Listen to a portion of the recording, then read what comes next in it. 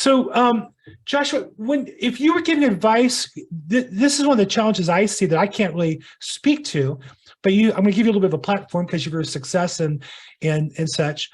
If you're giving advice to an attorney who is struggling in their practice because they're doing a lot of things, none of them particularly well, I think you would say they're going to do better by picking an area and focusing in on that. That's hard to do when you're building your business because you have to kind of give up what looks like a case to spend time. How do you encourage somebody to develop that expertise in one area? And the same is true with real estate agents. How do you encourage somebody to say, hey, just get through that initial period. In the long run, it works out better for you? Yeah, absolutely. And I know if you're starting out and you're trying to develop an expertise, I know it can seem counterintuitive to tell, to focus down, right? Because I think the feeling or the inclination is to try to say, well, I do all of this, right? I can do your probate, I can do your estate planning, I'll sue that contractor for screwing up your driveway. I'll do this, I'll do that.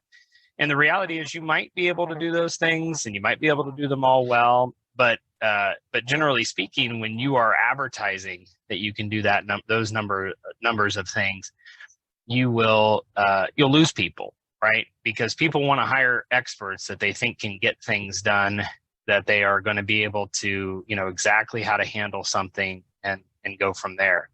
So the way I've always looked at it is you can have a few areas of expertise. Like, for example, I do a lot of estate and trust work. That's probably the bulk of my practice, but I do a lot of corporate and tax work and a lot of real estate work. And depending on my audience or depending on, the issue at hand, maybe I'll focus on one over another. But the other thing is there's nothing stopping you from doing those other areas, even if you're focused, let's say you laser focus on being a probate attorney.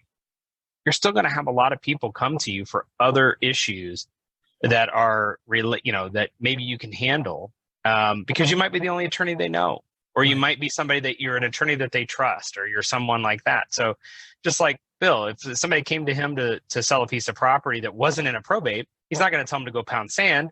He's going to say, okay, sure, whatever. Just like if somebody came to me and said, all right, hey, can you handle my X, Y, and Z? And it's something that I know I can handle confidently. Sure, I can do that, but I'm not going to advertise it in the same way. People know me as a trust and estate attorney, probate, whatever. So, I know it seems counterintuitive, but it really does pay dividends when people start to, recognize you in connection with a specific area of law or a specific type of practice. So that's my thought there.